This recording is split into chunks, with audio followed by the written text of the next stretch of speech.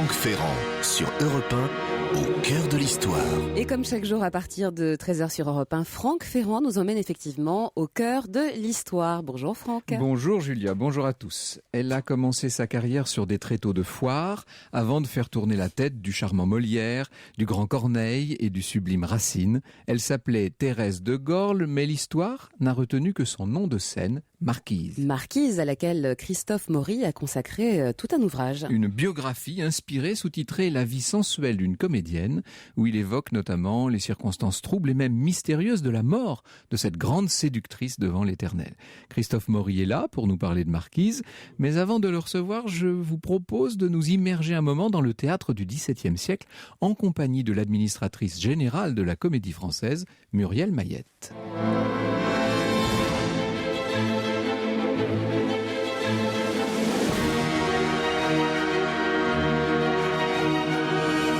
De 13h à 14h sur Europe 1, au cœur de l'histoire. Franck Ferrand.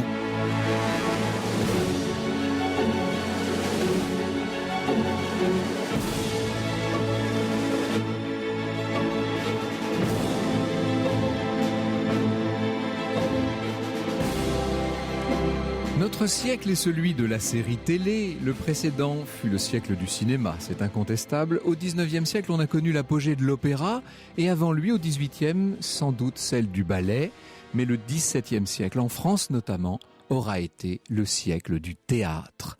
À l'époque, la deuxième ville du royaume par la taille et la richesse ne se trouve pas du côté de Lyon ou de Marseille. La deuxième ville à l'époque, c'est en Normandie, c'est à Rouen. Et dans cette cité magnifique, c'est là que pour la première fois, en 1557, des comédiens ont joué dans un lieu clos. C'était vraiment une première en France. Alors on a l'habitude à l'époque de transformer, vous savez, les jeux de paume de moins en moins fréquentés en théâtre de plus en plus prisé. Les deux grandes salles rouennaises, ce ne sont pas les seules, sont celles des Deux Morts et des Braques, le jeu de paume des Braques, cette dernière présentant l'avantage de se trouver à quelques pas seulement de la rue de la Pie, où réside le plus grand auteur de son temps, considéré dans les années 1640 et 1650 comme le grand poète national Pierre Corneille. Son jeune frère Thomas, il a 20 ans de moins ou presque, réside sous le même toit que Pierre. Eh bien c'est là justement au jeu de paume des Braques que vient de s'installer au printemps 1658 une troupe de comédiens ambulants que les frères Corneille connaissent depuis 15 ans, la troupe de Madeleine Béjart, connue sous un nom un brin pompeux, l'illustre théâtre. De cette troupe se détache un certain Jean-Baptiste Poquelin, dit Molière, et un certain René Berthelot, alias Duparc, dit Gros René. Gros René a presque la trentaine en 1658. C'est un brave garçon, tout à fait obèse, plein de vie certes, et qui excelle dans la farce, mais soyons honnêtes, on a du mal à imaginer qu'il ait pu épouser 5 ans plus tôt la belle, que dis-je, la superbe, la merveilleuse marquise, divine créature qui fait chavirer les cœurs à chaque pas qu'elle fait sur les planches. Parmi les innombrables soupirants de marquise, il faut compter en ce printemps rouennais de 1658 les frères Corneille en personne, je dis bien les frères car Pierre lui-même, il a quand même 52 ans à l'époque, Pierre se sent soudain ragaillardi et dévoré d'amour, il adresse à Marquise des vers assez méconnus. Je vois mes cheveux gris, je sais que les années laissent peu de mérite aux âmes les mieux nées, que les plus beaux talents des plus rares esprits, quand les corps sont usés, perdent bien de leur prix. Si dans mes beaux jours je parus supportable, j'ai trop longtemps aimé pour être encore aimable, et que d'un front ridé, les replis jaunissants mêlent d'un triste charme aux plus rares encens. Je connais mes défauts, mais après tout je pense être pour vous encore un captif d'importance, car vous aimez la gloire, et vous savez qu'un roi ne vous en peut jamais rassurer tant que moi. Il est assez content et sûr de lui, Pierre Corneille. Il faut croire que la gloire du grand homme n'a cependant pas impressionné Marquise, puisque quelques semaines plus tard, c'est un Pierre Corneille plein d'aigreur et de dépit qui lui adresse ses stances en heptamètre, alors très célèbre celle-là. Marquise, si mon visage a quelques traits un peu vieux, souvenez-vous qu'à mon âge, vous ne vaudrez guère mieux. Le temps aux plus belles choses se plaît à faire un affront et saura faner vos roses comme il a ridé mon front. Le même cours des planètes règle nos jours et nos nuits. On m'a vu ce que vous êtes. vous serez ce que je suis. Pensez-y, belle marquise, quoiqu'un grison fasse effroi, il vaut bien qu'on le courtise quand il est fait comme moi. Georges Brassens, un peu plus tard, beaucoup plus tard, mettra tout cela en musique. Nous sommes au XVIIe siècle et nous avons rendez-vous avec la sublime marquise. Vous devriez vous procurer un brigadier, Julia, et nous taper les 3 coups d'ici à la fin de l'émission. La prochaine fois, j'y songerai. On va essayer de faire ça. Alors, nous sommes pris de scrupules, pour tout vous dire, et de légers regrets, puisque je vous ai donné la partie de la chanson de Brassens écrite par Corneille, donc les stances à marquise. Mais il faut savoir que bien plus tard, Tristan Bernard répondra à Corneille, il prêtera sa plume à marquise, et voilà ce que ça donne, c'est la fin de la chanson de Brassens. Choses sont claires, oui. Voilà. Je suis très heureux d'accueillir Muriel Mayette, qui est l'administratrice générale de la Comédie Française. Bonjour Muriel. Bonjour, merci de votre nôtres. invitation. Vous nous aviez accueillis d'ailleurs dans le Théâtre Français il y a un petit peu plus d'un an maintenant. C'était un bonheur de se promener dans cette maison de Molière tout à fait extraordinaire et encore empreinte de l'esprit de l'époque. C'est ça qui est étrange. Comme si ce grand siècle du théâtre qu'a été le XVIIe avait projeté son ombre sur tous les siècles qui suivent. Ce que nous a enseigné essentiellement le XVIIe, grâce à Molière, qui est notre héros, toujours notre fidèle patron, c'est que le théâtre ne tient que grâce à ses acteurs, à ses interprètes. On va parler de Marquise, vous nous faites entendre les chansons de Brassens, c'est dire que ces interprètes inspirent les artistes les siècles après siècles. Oui. Et à la Comédie Française, on a toujours, par exemple, chaque étage de la maison porte le nom d'un acteur. Chaque salle de répétition porte le nom d'un acteur. C'est une mémoire qui est très vivante encore et que l'on croise à chaque couloir, à chaque tournant. Alors, il faut qu'on explique un peu à nos auditeurs à quoi ressemblait un théâtre au XVIIe siècle. Ça n'a rien à voir avec les grandes salles à l'italienne que l'on voit depuis le XIXe. On est dans des théâtres qui sont en train de s'inventer en quelque sorte. Pendant très longtemps, le théâtre était un art d'improvisation et de plein air. Et là, d'un seul coup, on a des textes et des salles. Ça change tout. Ça change beaucoup de choses. Et puis les textes commencent à arriver. Oui.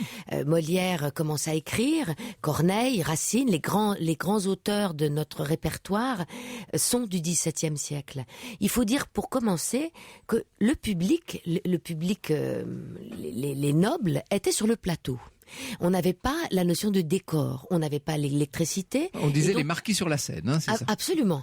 Et le peuple, qui aujourd'hui est relégué au poulailler, tout en hauteur, était en bas, dans ce qu'on appelle aujourd'hui l'orchestre, qui sont les places avec les meilleures visibilités. Mais debout en revanche. Absolument. Ouais. Mais à un moment donné, après au 18e, on a considéré qu'ils faisaient trop de bruit, on les a envoyés au poulailler.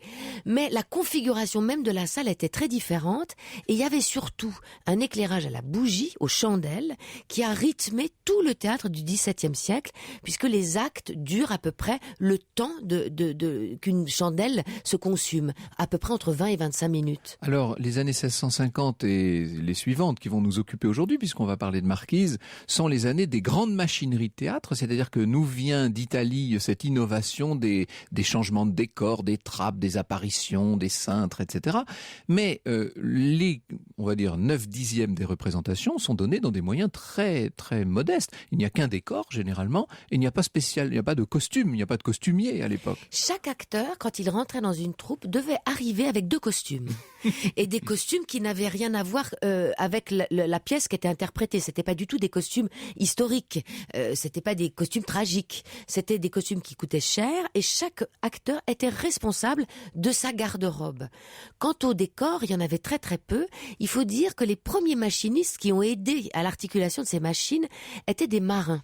Et c'est la raison pour laquelle on a hérité aujourd'hui encore de toute la superstition des marins et des interdits que nous avons sur les bateaux. Il y a des mots qu'on n'a pas le droit de prononcer. On ne peut pas parler de la bête qui a des grandes oreilles et qui aime les carottes, et on ne peut pas dire le mot CORDE qui porte vraiment malheur sur un bateau, par exemple. Encore toujours aujourd'hui. Et il y a des couleurs qu'on ne porte pas. Alors ça, c'est d'autres raisons. Le vert, on ne portait pas le vert parce que la teinture du vert était faite de telle façon que avec la transpiration, quand on joue, on avait des problèmes de peau.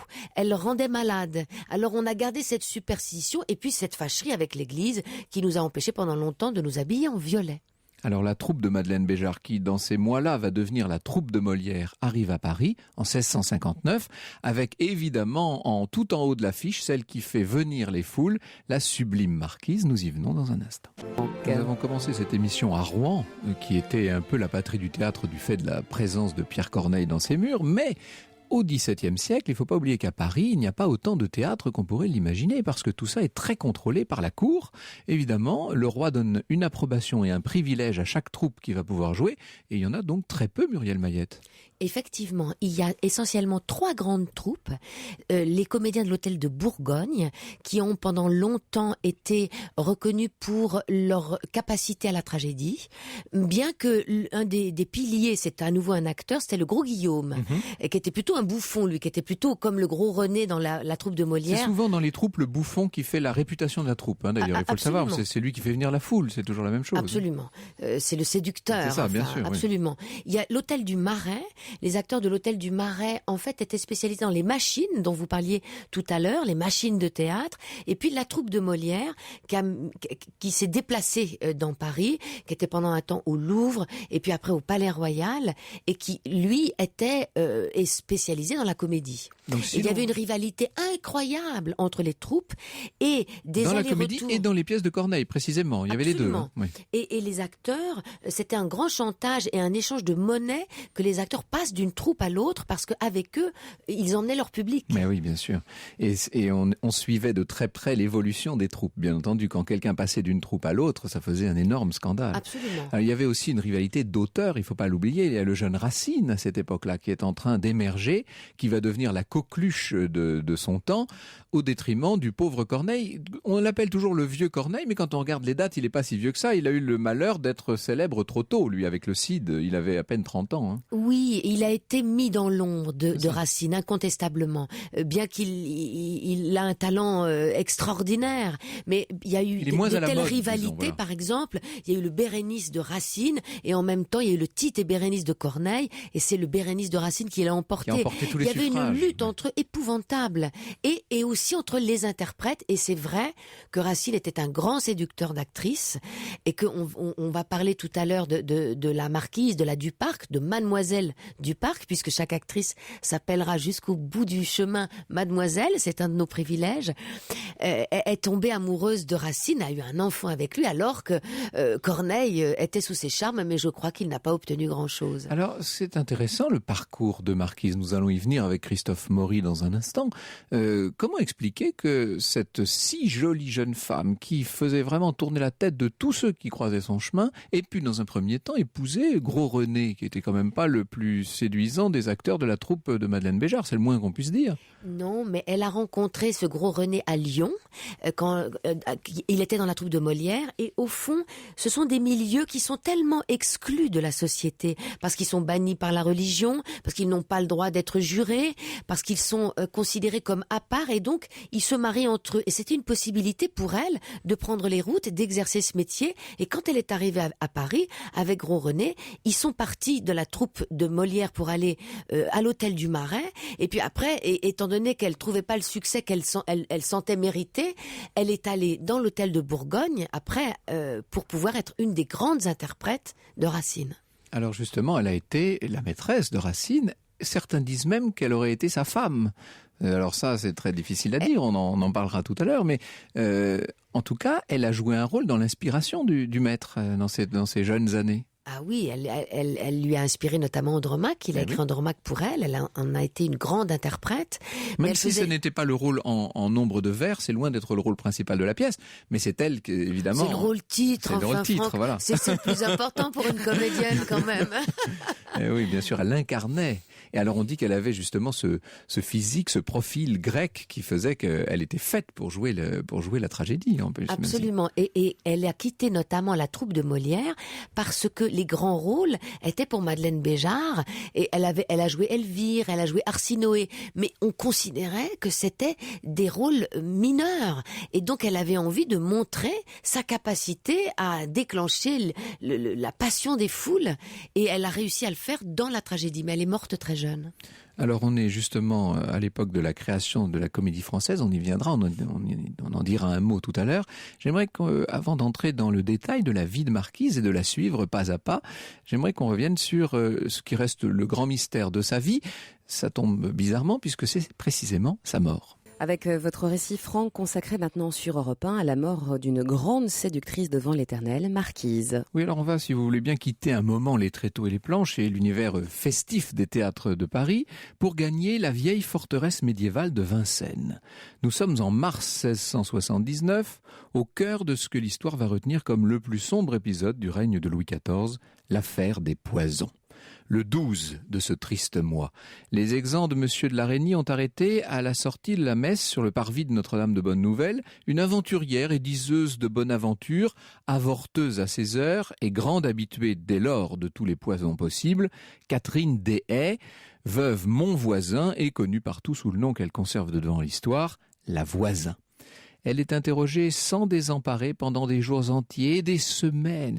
Elle reste sur la sellette et elle a la langue bien pendue, la Voisin. Il se trouve sans doute qu'elle essaie de gagner du temps, probablement. Elle livre aux autorités, elle sait très bien que le jour où elle va être jugée, elle sera condamnée. Et qui dit condamnation sous l'Ancien Régime dit châtiment corporel terrible, torture, question, c'est horrible. Donc elle livre des noms, elle les distille petit à petit. Tous ces noms sont bien sûr versés au dossier criminel, noms de complices et de clientes qui arrivent par listes entières jusque sur le bureau du ministre Louvois. Et vous savez que certains de ces noms touchent la cour et même le roi. Faut-il citer Madame de Montespan. Et voilà que courant novembre, donc vous voyez, ça fait 8 mois déjà qu'elle fait comme ça ces petites révélations.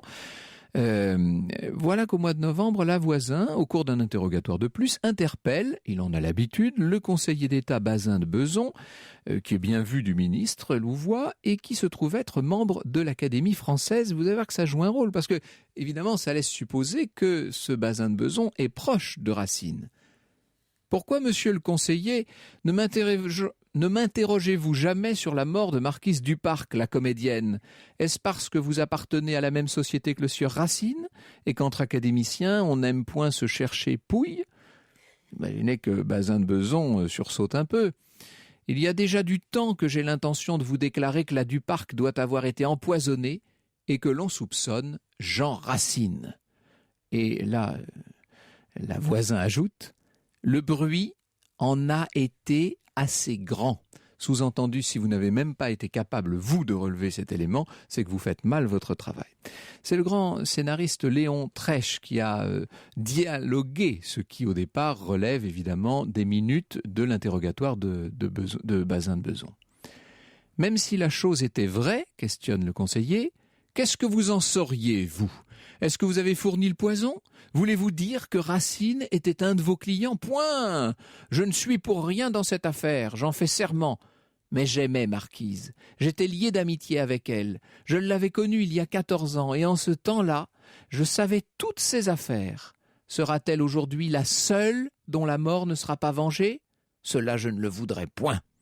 Alors, bien sûr, Bazin fait son rapport, un rapport à Louvois, et Louvois prend les choses très, très au sérieux. Le sieur Racine, poursuit la Voisin, avait épousé secrètement Marquise.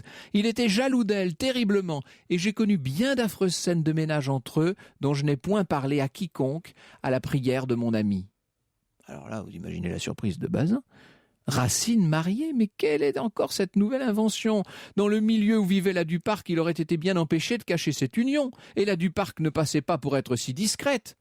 Aussi croyez bien, monsieur le conseiller, que ce mariage était connu de plus d'un des camarades de Marquise. Béjart, par exemple, ne l'ignorait pas, non plus que la Gorle, c'est la mère de Marquise, qui m'en a parlé bien souvent avant et après la mort de sa fille. Si je vous comprends bien, ce serait par jalousie que Racine aurait empoisonné sa maîtresse, sa femme. Exactement. C'était déjà par jalousie qu'il lui avait fait quitter 2 ans plus tôt la troupe du sieur Poquelin dit Molière. Marquise était donc légère. Faut-il que la jalousie ait un objet pour s'exercer? N'est-ce pas quand elle est sans raison qu'elle fait encore le plus de ravages? Et à ce moment-là, en tout cas si l'on en croit les minutes de l'interrogatoire, la Voisin désigne le chevalier de Rohan comme l'amant et comme un amant extrêmement pressant de Marquise. Quand je dis amant pressant, le chevalier de Rohan était le grand veneur de France. À l'époque, c'était un grand personnage. Il a été exécuté en 1674 pour avoir trempé dans un complot assez ridicule d'ailleurs. Ça nous entraînerait loin.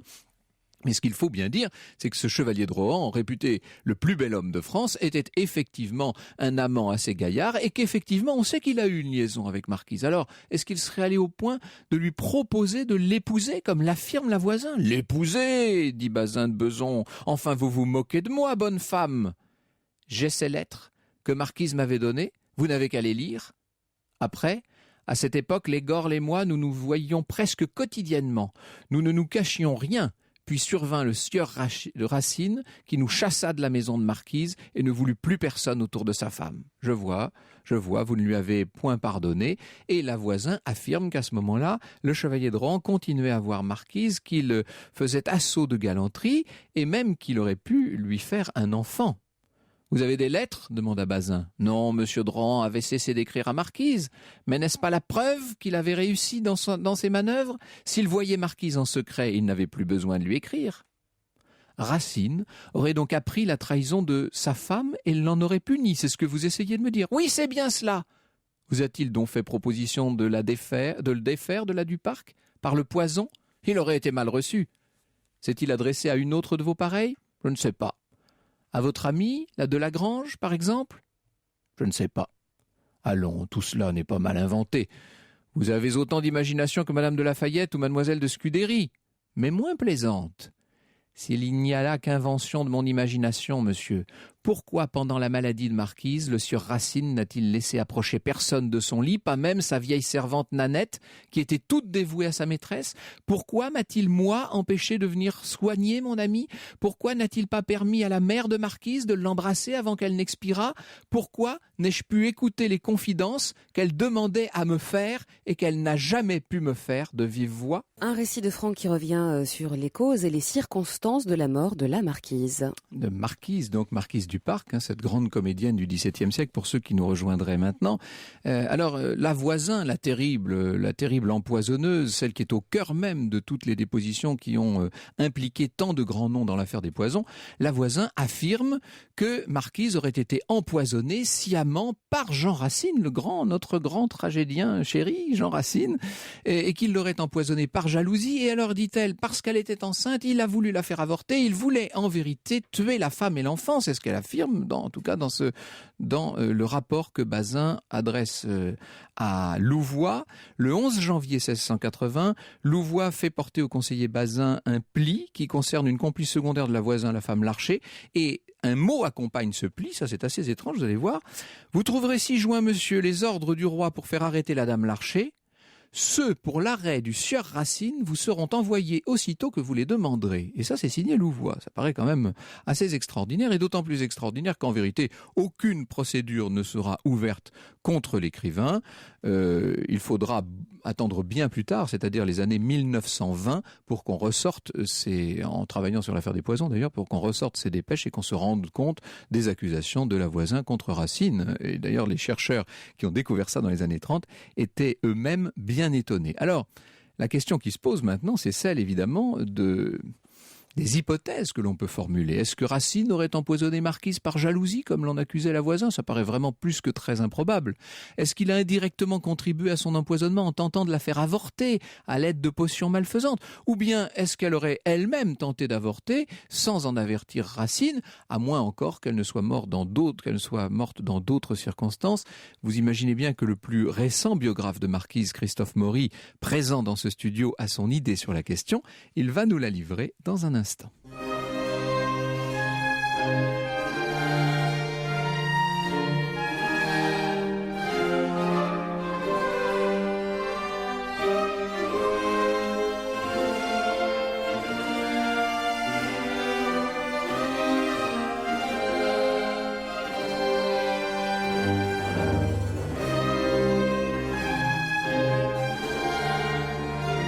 Les Amants magnifiques, un ballet composé par Jean-Baptiste Lully, toujours pour Molière, Franck.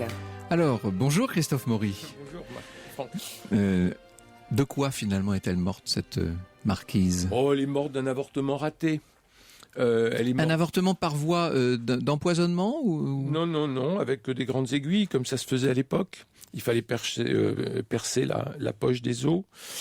Et elle est morte effectivement seule chez elle, rue Quincampoix. Et effectivement, Racine était son amant et l'enfant était probablement de lui. Catherine Deshay, lorsque... Il n'était donc pas, d'après vous, il n'était pas du chevalier de Rohan, l'enfant. Il était bien de Racine lui-même. Oui, il était bien de Racine. Et Racine, d'ailleurs, sera inconsolable pendant l'enterrement. Et il sera presque porté par La Fontaine et par Boileau. C'est Boileau qui raconte toute la scène, d'ailleurs. Absolument. Et donc Marquise, oui, c'est un avortement raté. Vous savez, vous avez parlé de la Voisin, l'empoisonneuse. On a retrouvé quand même 5000 fœtus dans le jardin de la Voisin, rue Beauregard. Maintenant, il y a un tailleur pakistanais, il n'y a plus le jardin. Mais il faut aller voir parce qu'on frissonne un peu quand on est devant cette maison. Voilà. Mais alors, c'est la mort d'une femme qui est certainement pour moi le premier people de l'histoire. C'est-à-dire qu'on a parlé des comédiens, Muriel Mayette parlait des comédiennes, des grandes tragédiennes. On a remarqué que Marquise n'avait que des petits rôles. Oui, c'était pas, disons-le honnêtement, c'était pas un génie de l'interprétation. Elle n'est pas une grande comédienne. Elle est une très belle comédienne et elle a une présence. Alors, elle est très belle. Elle a vraisemblablement 1m10 de jambes. La première fois qu'on la voit à Lyon, elle est sur une balançoire et elle a sa jupe qui remonte le long de sa cuisse jusqu'à la culotte, lit-on dans les textes. Mais elle a que des petits rôles. Pourquoi a-t-elle des petits rôles ?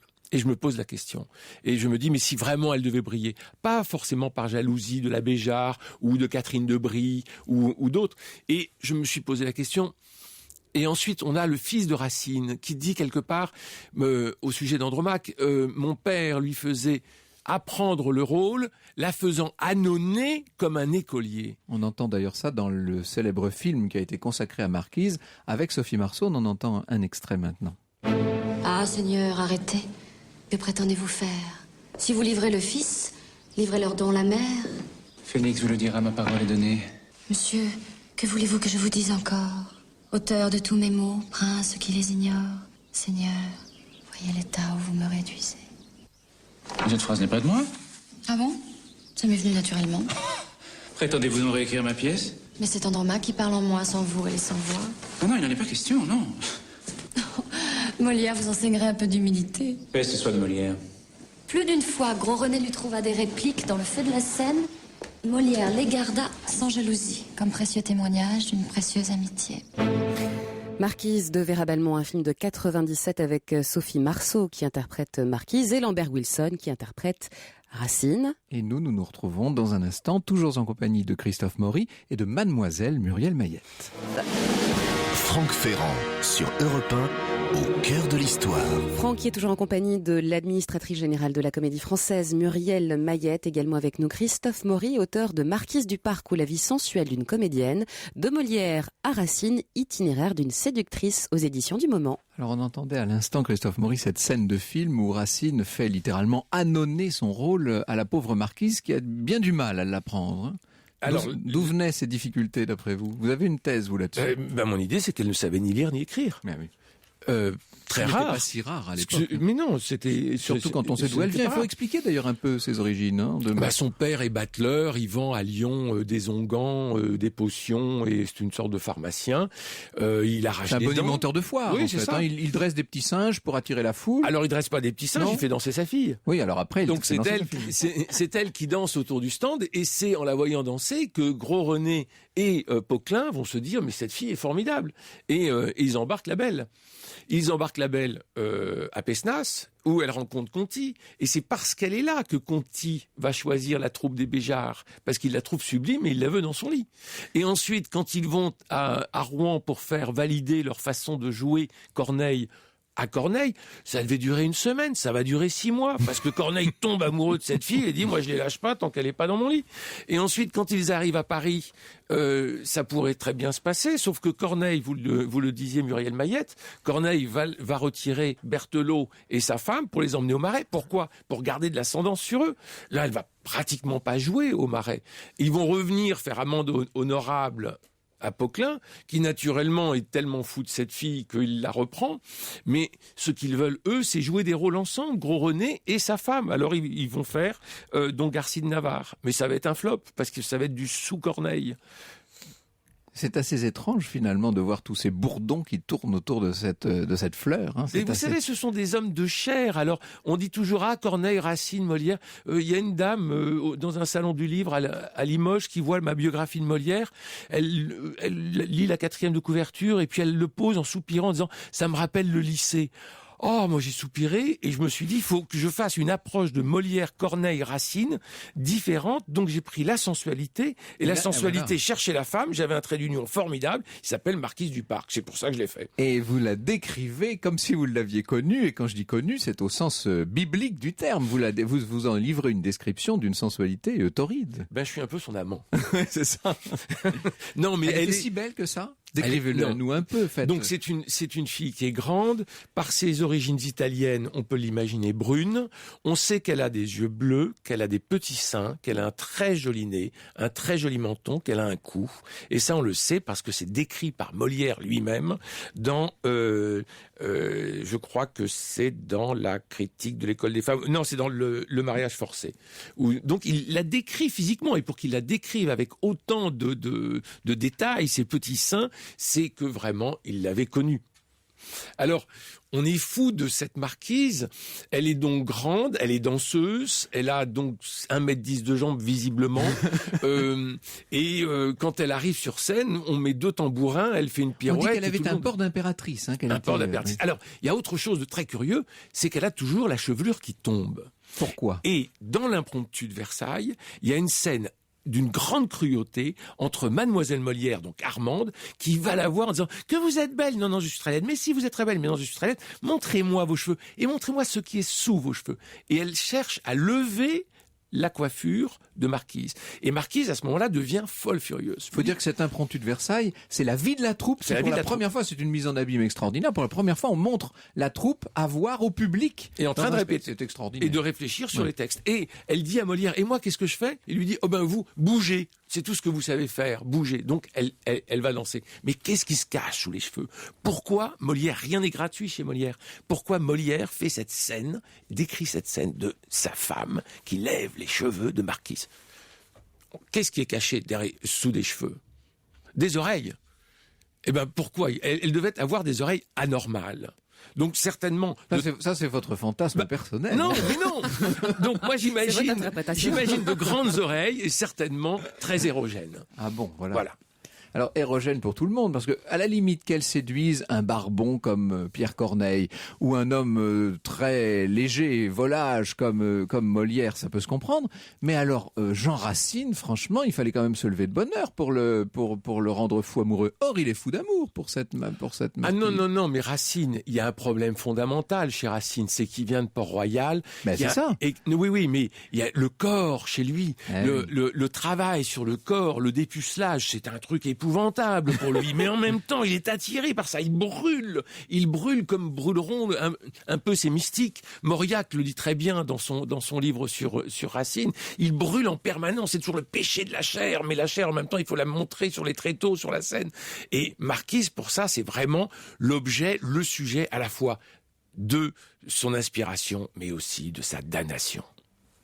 Est-ce que vous avez conscience de tout ça quand vous reprenez les grands rôles du répertoire à la Comédie Française, Muriel Mayette ? Est-ce que ces comédiens qui étaient à l'origine, à la création même des pièces, ont encore un rôle, ont encore une influence sur les comédiens d'aujourd'hui ? Oui, on a parfaitement conscience de faire partie d'une chaîne d'interprétation. C'est ça, hein ? Il y a peu de temps, j'ai fait une histoire de la Comédie Française et on disait à un moment donné, si on allait jusqu'au rang S, des places, on aurait tous les sociétaires depuis 1680, c'est-à-dire 550 à peine.